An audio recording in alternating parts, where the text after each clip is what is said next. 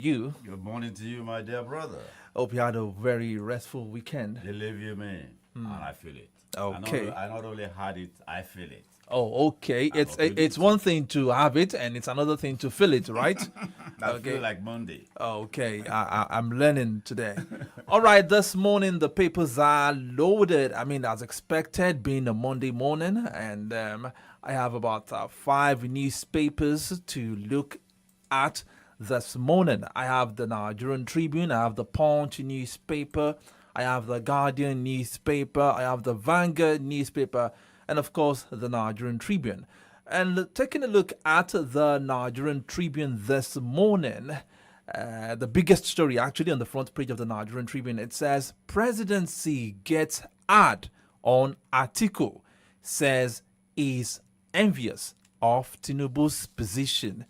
Isn't that a little petty? I was going to say that because some Nigerians are saying that that is the height of pettiness coming from the president or from the presidential spokesperson. What do we think public office is? Public office is a burden. You understand? If you know what that public office is a burden. And you're saying he's envious. Envious. Of the burden the burden that comes with that office. When I saw the paper this morning, I found it amusing. I mean, saying that he's envious. Actually, that is the way we are. He's envious. The question is, what is to be envious in that? It's a hot seat. It is a hot seat. Hot seat. Check out it. Look, it is only in this part. When Obasanjo came into office, just check that. When Obasanjo came into office, he was coming straight from prison. In a matter of 6 months, I saw the back of Obasanjo's neck and the way it was looking. And look at Buhari when he came into office. And look at the way, in spite of the illness of months, he spent about 7 months in England. Obama, when he was sworn in for his first term in office, was looking so youthful and everything. And but before the first year, he grew gray hair. That was when I knew that, that seat is nothing to be envious of. The same thing happened to Bush. I mean, if I don't remember any of it, because I remember the first time Obama was being sworn in for the first term. He was looking so youthful, dark hair and everything. And in less than a year, he grew gray. The burden of office. Okay, away from that. People who say they are envious of it. Okay, I did say that the front pages of papers this morning are quite loaded. Another interesting one: IGP bans Amotekun vigilante from Ondo polls. NSCDC deploys 6,000 operatives. I mean, the motive for that, banning Amotekun from participating in how do I put it now, to maintain law and order during the polls. Amotekun has been banned. Vigilante groups have also been banned too. But we'll talk about that when we get to that particular story. Okay, let's keep our fingers crossed. Okay, Nigeria's tax system, among most backward worldwide, contains 1939 laws. Oyedele, page 6 of the Nigerian Tribune has that story.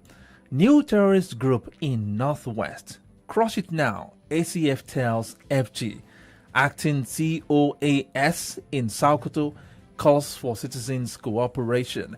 I think that's a good move from the acting chief of army staff. Remember, we had a security expert some time ago on this program, and he said that the first thing is that there should be a synergy between the military or the security forces and the community, the people living in the communities. And I think it's a good move, judging by what the acting chief of army staff just did, going to Sokoto and calling for citizens' cooperation to get intelligence reports and the likes.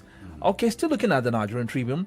NLC demands action on worsening hardship, economic crisis. Nigerians groan under high transportation costs. Okay, so what do they demand? They demand demands action. You see, something must be done. Something must be done. You see, these are the things I talk about. The easiest thing to do is criticisms. Okay, did they offer viable alternatives? Did they even offer alternatives? Something must be done. What? come up with things that you think ought to be done. NLC has committees. They have political committee, economic committee. They have it. But we as Nigerians employed some people there to get things done for us.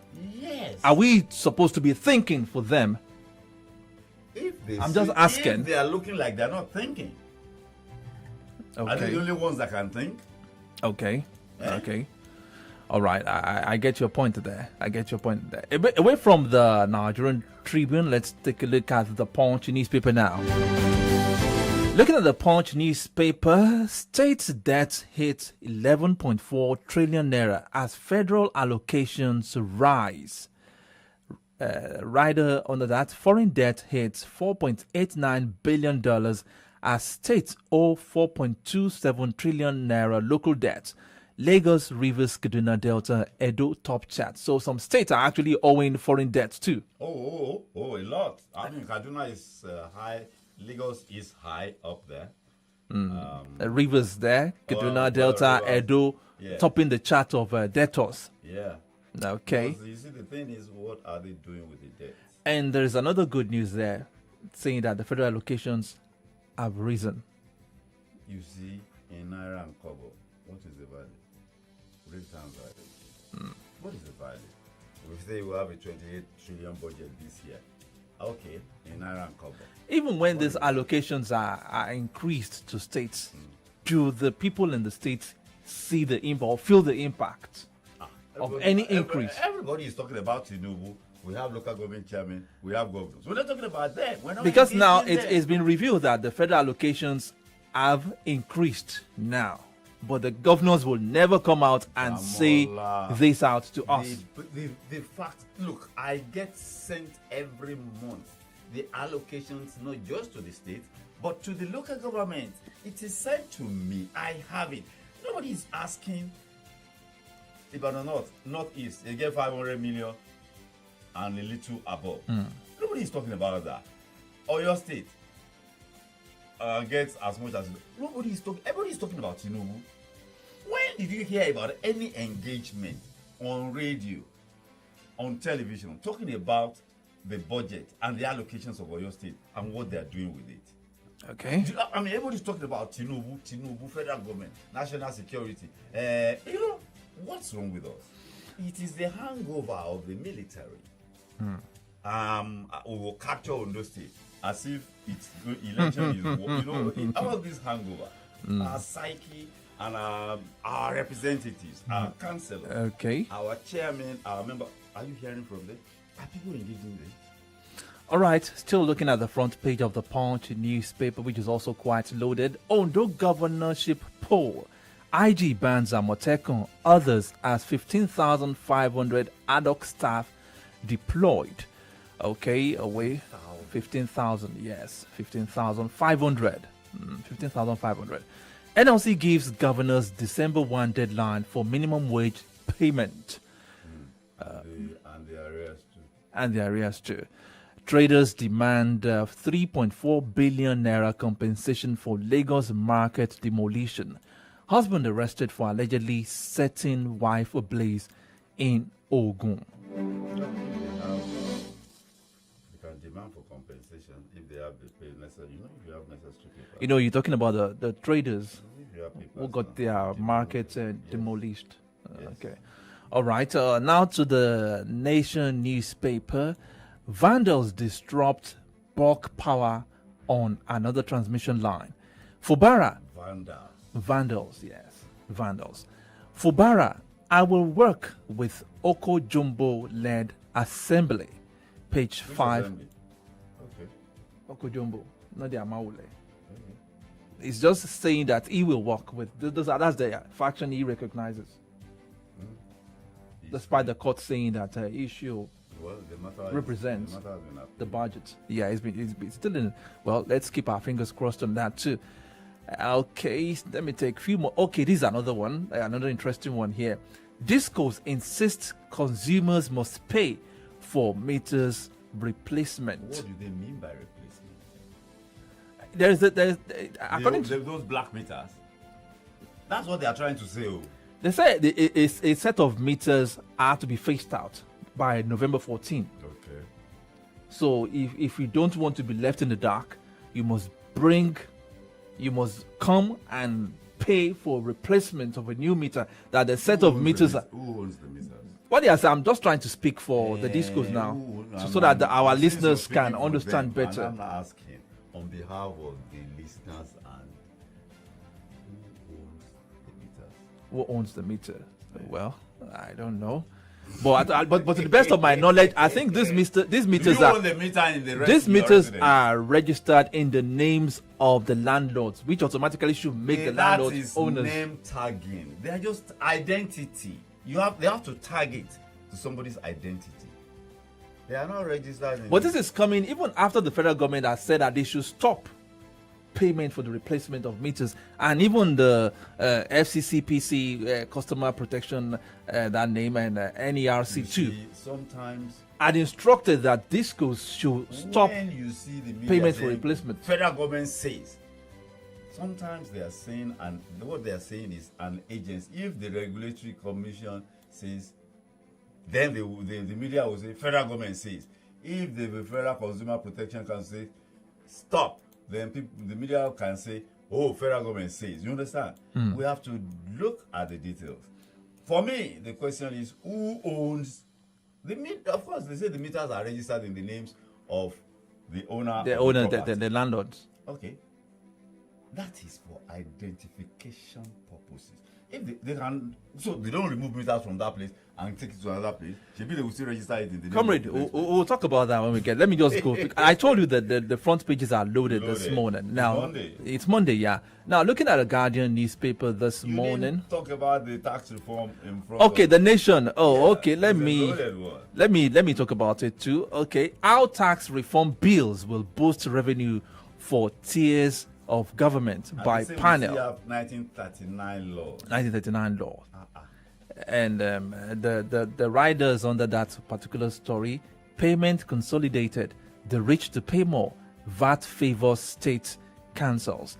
Okay, away from the Nation newspaper now, back to the Guardian newspaper.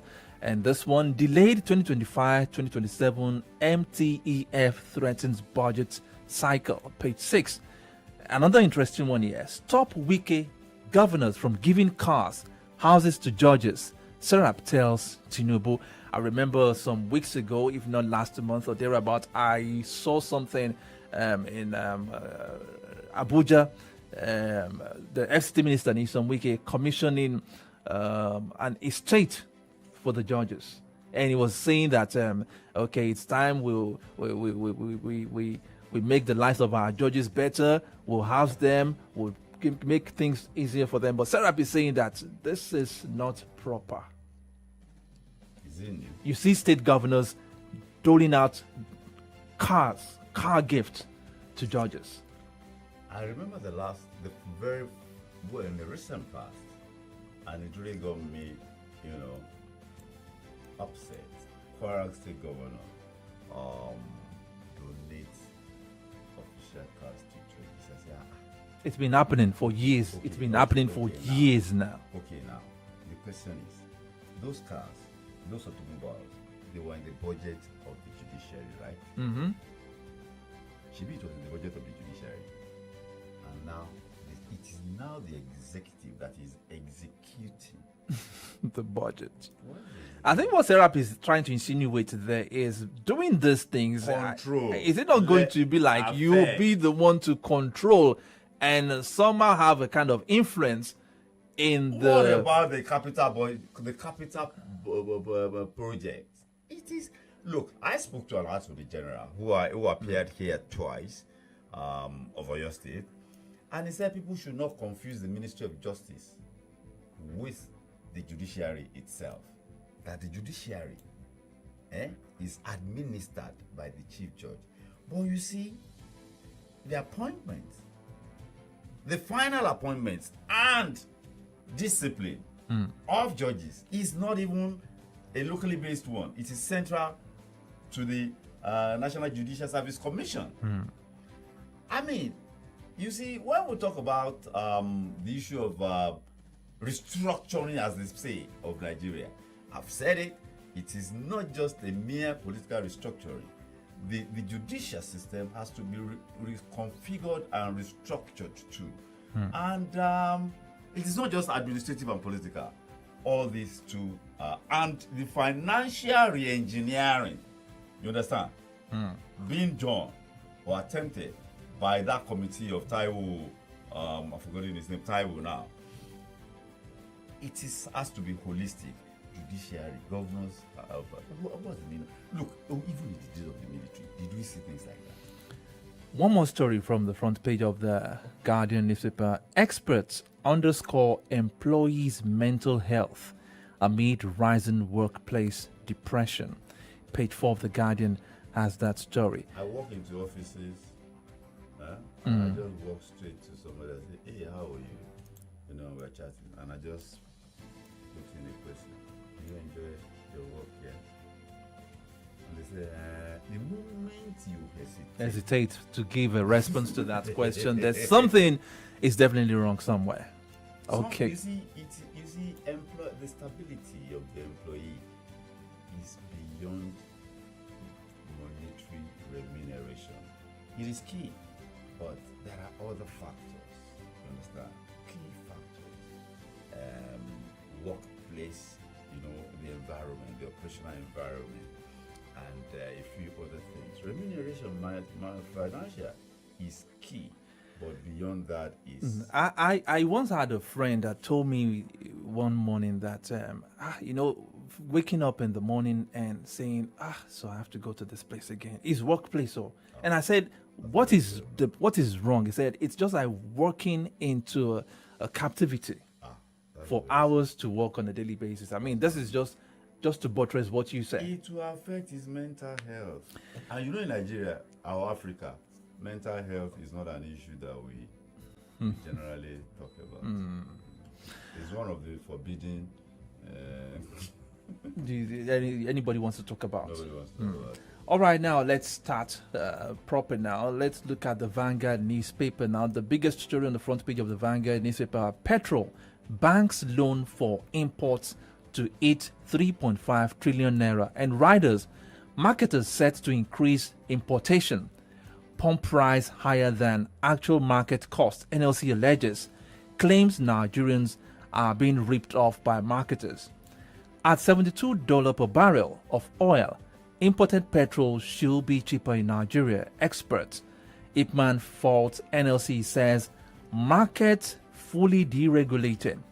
Why marketers prefer importation? Analyst. FG is supporting marketers' move. OGSPAN. Okay, let's start from this. This issue between the Dangote refinery and the marketers. The marketers have been insisting that they would rather go and import fuel than purchasing fuel from Dangote refinery. And this is coming on the contrary to what Nigerians have believed, because we believe some months back that when we start refining our oil locally, the pump price should be cheaper. We should be getting this commodity at a cheaper rate. But all of a sudden now, the marketers are saying that it is way cheaper to import fuel. Who is fooling who? Okay, who are the marketers and what do they do? We have the Ipman, we have the Petroan. And what do they do? They market products, petroleum products, so many products. But the one that is at the core, at the heart of the controversy or conversation now is PMS. You know, that's petrol. AGO has been long deregulated since Obasanjo, so it is PMS. Okay, why is PMS an issue? It is a critical propulsion for our economy.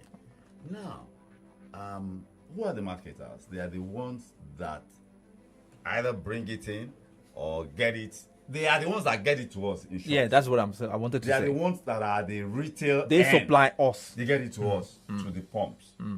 Now, they are businessmen. And one critical factor in their motivation is profit. Definitely. So, if a businessman says importation is better for me, what they're saying is, number one, it is cheaper, Mm-hmm. and it is likely to give them better margin Definitely. than the option we have locally. You know, they are businessmen. And let me make it abundantly clear that these are businessmen. And we know we had Dangote say, well, what they're trying to do is bring in low quality, compromised products, and that one international company has rented, whether is it a depot or we call this a depot, the one they call tank farm, to be blending. Those are the keywords, to be blending products of very low quality into Nigeria. And of course, if it is low quality, as he says, the prices are likely to be lower. And he went on to say that DPO, they're no longer DPR, midstream and downstream regulator, they even have no laboratory to analyze these products.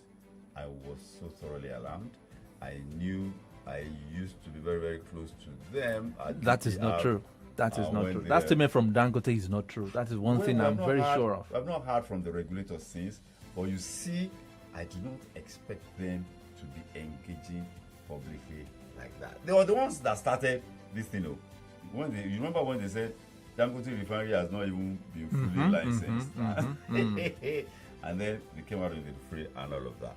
But the issue for us, you and I, we are the receiving end of all of this. Definitely. And our listeners too. What do you want? Reasonably priced PMS, way below what we currently have. At the moment. Because it affects us in so many direct ways. Your children go to school. It's either you're driving them to school and they're going by public transport. Imagine the cost of commute if you have 3 adolescents that commute on a daily basis. On a daily basis. To and fro. The cost of fees in school have gone up. The cost of midday meal and the cost of commute.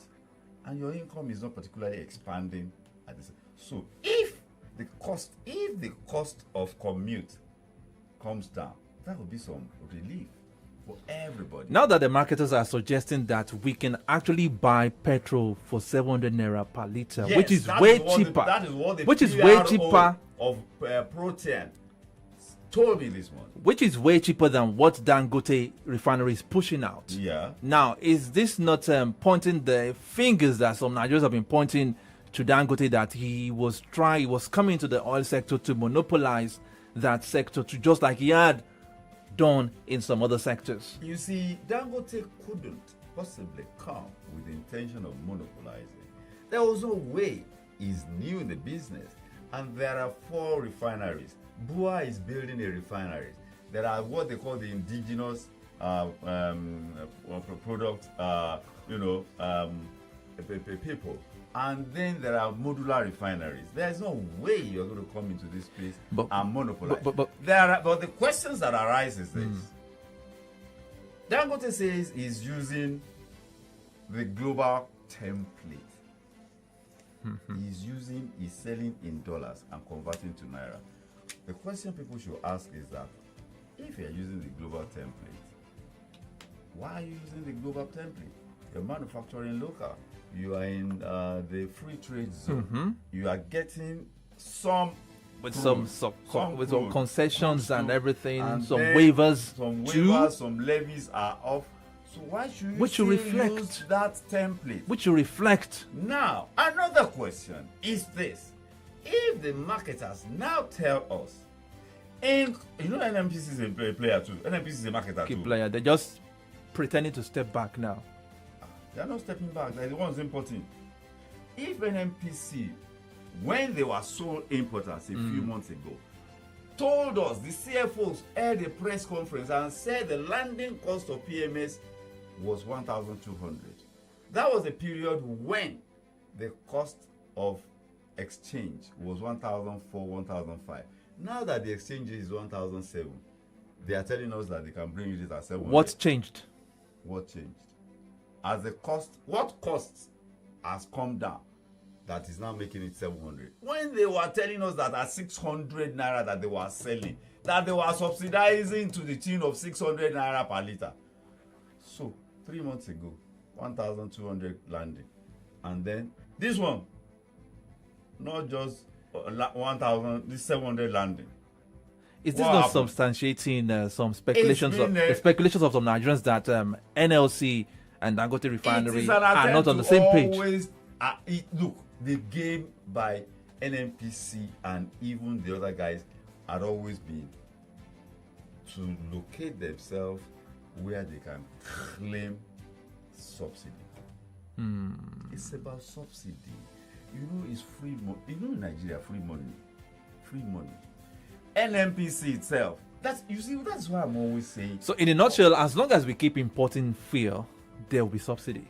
No, in one form. No. Who is subsidizing the marketers now? Who is subsidizing it? But they say they are getting it cheaper. So who is subsidizing it? Who is subsidizing it? When NNPC was sole importer, NNPC could make any claim. You understand? They could make any claim. And at what exchange rate was NNPC getting even the US dollar? You see, the unfortunate and the sad part for me is that we continue to import, and they hope that Dangote Refinery will take the pressure off the foreign exchange market. It's getting dashed. That hope is getting dashed now. It is dashed. Okay.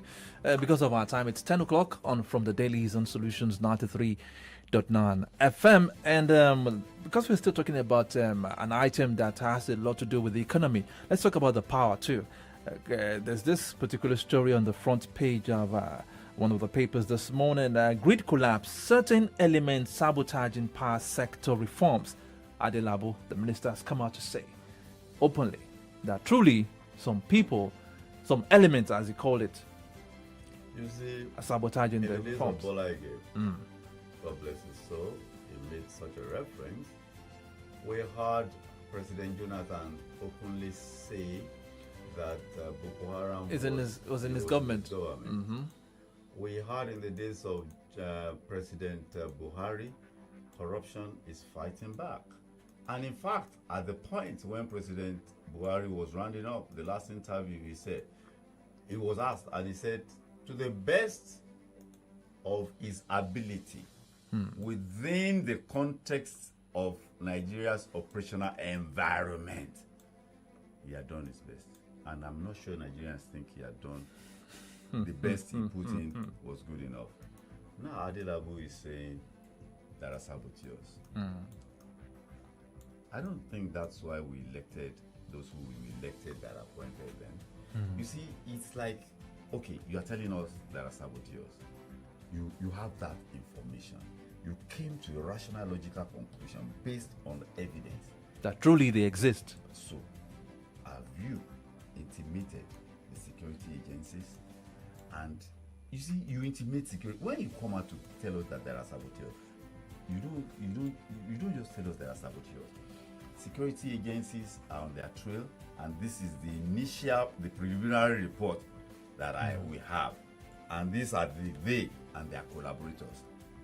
How can you throw your hand in the public space and that you have been sabotaged? I mean, that is lame. That is irresponsible. It is irresponsible. I mean, we should be asking ourselves, what kind of people did we elect? What kind of people did the people we elect put in public space? What have you done? If there are people are sabotaging, why do we have Economic and Financial Crimes Commission? That's an economic crime. Sabotaging energy and power. Sabotaging a critical pillar of Nigeria moving forward at this time, in times of dire economic crisis. And you are holding that pillar and you are admitting that they are sabotaging that critical pillar. And all you are saying is that they are sabotaging. What have you done? Economic crime. That's an economic crime that you are coming out to establish. Have you identified them? Have you briefed security people? What are the security? Have you identified them? And who are their collaborators? You understand? I mean, that's not how to govern. That's irresponsible. It is irresponsible. That's not. That's irresponsible. Okay, still talking about the power sector now. Let's go back to the discourse insisting that consumers must pay for the replacement of the meters that are about to be phased out on November 14th, about a few days from now. For me, consumers. Yeah, okay, who are consumers? You are providing service, so that's why I'm a consumer. I have my network, service providers, telecoms. I'm a consumer. They provide service. Discos, what do they call them? Distribution companies, they provide services. They're at the tail end. They provide services. That meter, what is the essence of the meter? The essence of the meter is to measure their services to me. Their services that they render to me. It is their own device. Who owns it? You come and place it in my location, whether a business entity or resident or industry. You come and place it to measure your services so that you can calculate the cost of the services you are rendering to me. Does it belong to me? It doesn't belong to me. Why should I pay for that? It doesn't belong to me. They say it is registered in my name. That is just an issue of identity. You understand? Maybe when you get to a bank, you go and register, you want to put money in the bank. Maybe they give you an account identity. Does that make you own the bank or a stakeholder in the bank? Account number, account details. Those it's a device to do transaction with them. To measure their own services rendered to me. When I pay for the services, why should I be paying for it? Well, I pay for services. That device is to measure your services. How can I pay for it? I mean, who does that? No, but okay, let me now ask you. If there are 4 distribution companies servicing Ibadan, and I say, I'm no longer interested in doing business with you, I want to go to another service provider, would they leave the thing in my house? Would they leave it? Would they not come and remove that device? Will they leave it? If I port from one service provider, service A provider, telecoms, to B, maybe they would, if I'm porting from A to B, that A from which I'm porting, the network service of that service provider will be deactivated. They will deactivate their service on that because that number is moving to another service provider. So why are they behaving like that? And that is what in Nigeria. What you said is what the FCCPC is standing on. Oh, that's what they're saying. That's what they're standing on. It's a device to measure your services, and you're not telling me I should pay for it. But discourse, they say, according to what I'm seeing here, the discourse insisted that the affected meters would irreversibly be phased out by Thursday, November 14, 2024, leaving non-compliant customers in the dark. You see, Nigeria, the challenge is that people don't think they have rights, and when people think they have rights, they will throw up their arms and say, I will go back to HIV. And I will always give this example. When whether a railway corporation was going to demolish some shopping complex in Bodija, I have a friend amongst them. I said, they're going to demolish this place, so what are you going to do? He said, he's been engaging with them. I said, why don't you go to court? You came here before all these people, you have documents, don't you? He said, go to court now, let's go and try this thing in court.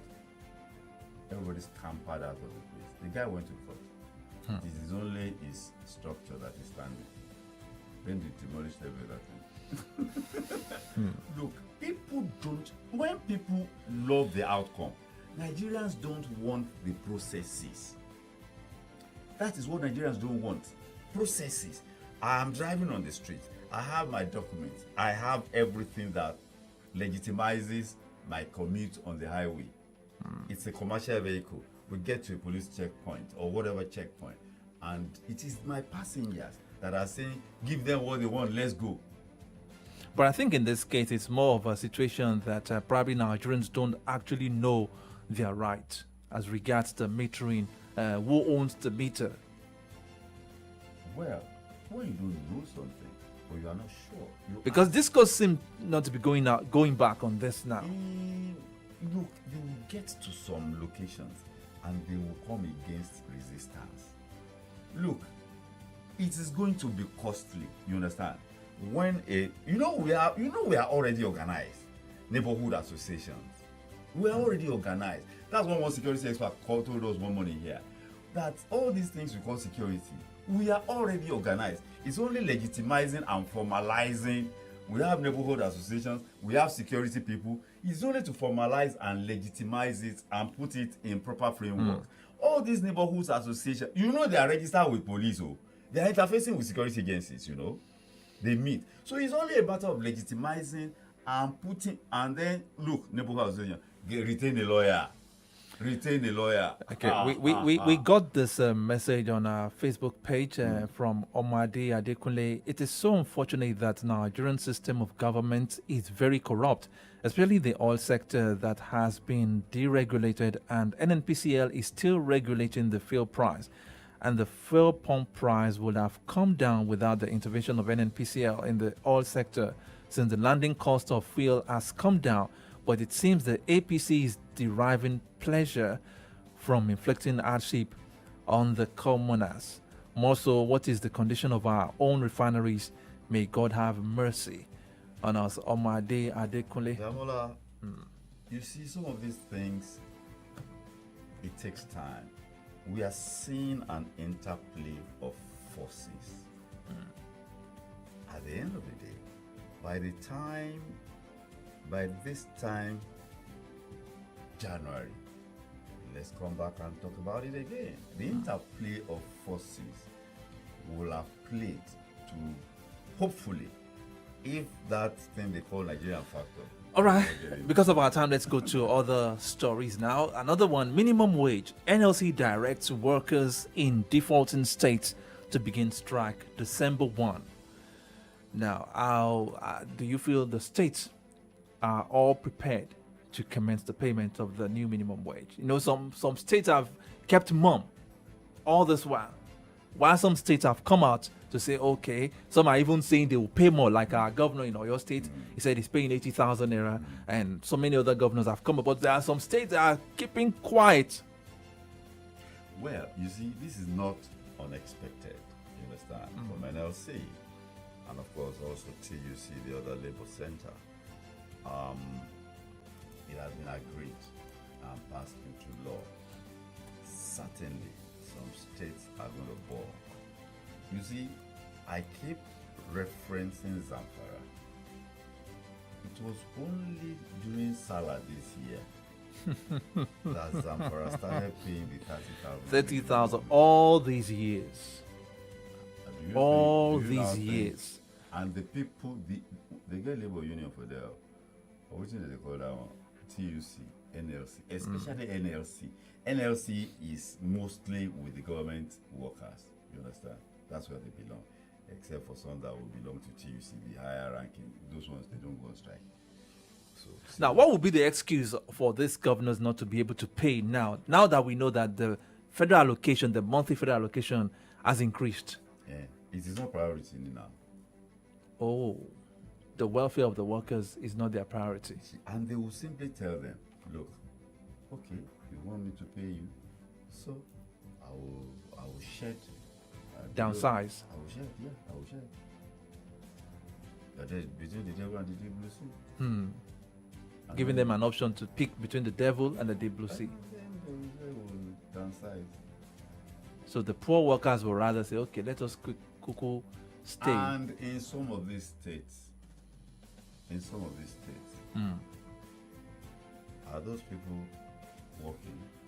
Look, let me tell you, in some of those states, let's be blunt, especially in the far northwestern part, it doesn't even have to be far. Some of those states. But at this crucial point for these governors, shouldn't the welfare of the citizens or the workers be the number one, the priority? I mean, looking at the hardship and everything, I think any reasonable governor should put the priority, the welfare of the people above even projects now. For now, you're building roads. Who ply those roads? Who Dead people? what is the percentage of government workers? Are they the ones that are elected? If government workers are being taken care of, there's a way, it has a ripple effect, as we all believe. The money goes round. How? The market women will smile. Only market women. What about the other people? What is the percentage? How many workers does Oyo State have? Let us put it together. Okay. Let us even say universities, polytechnics, colleges of education, ministries, departments, and agencies. Look, get on the streets now and let's do a census. How many people? A kind of survey. How many people are government workers? I get your point now. I get your point. And then, is it just to pay? I mean, is that why they were put in office? They are to govern. And they govern not only. What is the population of Oyo State? And what is the population? When you tally everything, ministries, departments, and agencies, universities, colleges, everything, are they up to, all of that, are they up to 500,000? And Oyo State is probably about minimum 8 million. Even last census 6 million. Since that time, let's say 8 million or 7.5 million now, minimum. So, we now give all, what percent? I mean, that's not nice now. And look at it. Meanwhile, salaries alone here, you have to fund education.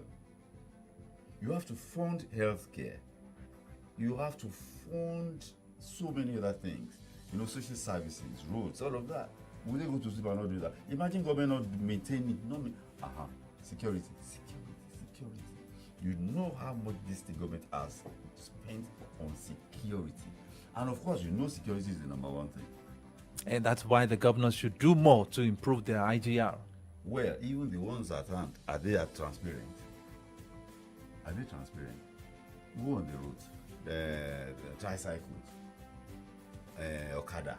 And what is the tech one? My question now is that what brought about this is that should any governor now come out to say, I cannot afford priorities.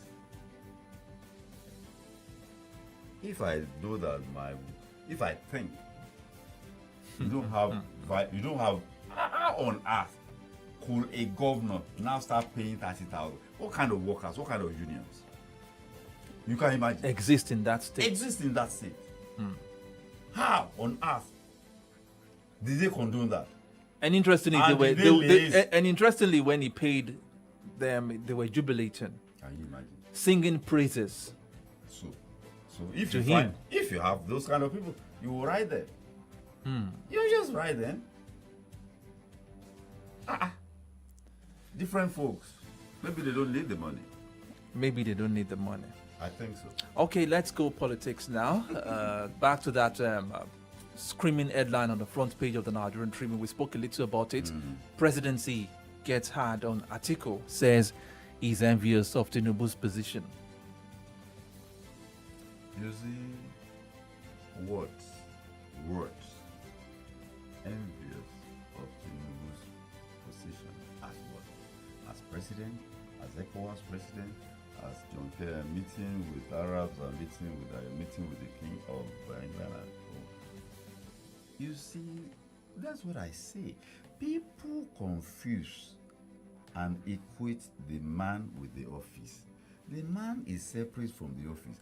Office of the President and Commander-in-Chief of the Federal Republic of Nigeria is the current occupier, envious of Tinubu's position as President Commander-in-Chief. Public office is a burden. Envious to serve the people. All these things, it's not as if they are particularly. The schedule is always, except a person like when we had Buhari who come into office 12 noon and leave by. I watched one interview when Obasanjo was in power, was a president. He said he didn't sleep. He didn't get to sleep until about 3. That he was still doing meetings till 3 a.m. Yes. That most times Stella will leave him and go to bed. Yes, that is 3 a.m. And look at his age as at that time, staying awake till about 3 a.m. Every day. I was close to at least reasonable to achieve executive of a state. You will go out, and I remember one particular day when we returned to the government house at around midnight, we now went into his office in the government house. That was when he now asked me to bring one Ghana must go. Because they pack files, the PA will pack files that needed urgent attention every day. When he leaves office, or after leaving the office, or when he leaves office 8 p.m. So around 1 a.m., when we now returned to the government house, we now went into his office. He has wife and children at home. He didn't even go up. We now moved into the office downstairs. Now said, bring that back. Ghana must go. He said, bring out the files. Started signing. Is this just signing? You will read. You will read. It's not just signing. You have to understand now. And scrutinize each and every page. So and I started handing in the file. And then the PA will say, this one is about, this one is about. You give them some background information. You understand? And then you have to flip back. You understand? You have to flip back the ones that are strange to him to understand the narration. Because it's not just you have to, you understand? 1 a.m. So we left that place around 4:30 a.m. He didn't finish with them 4:30 a.m. He said he didn't say he was going to sleep. He said AJISOPE fellow rest. That was the governor. He was not going to sleep. Are you going to sleep? Now talk about president. Not talk about president. I worked for a short while with General Obasanjo. I'm not sure of when he sleeps or when he slept way back then. Some of us will be, in our apartments and they will wake us 1 a.m. Oh yeah, we are going to Abeokuta from Sango. And sometimes we don't want to even drive. Who? Yes. Will be the one driving himself. And now as a sitting president. No. Okay. The security detail will just sit beside him. Okay. Just the one driving, of course, there will be a backup for security vehicle. 1 a.m. will be there was nothing like it was late. You need a tissue.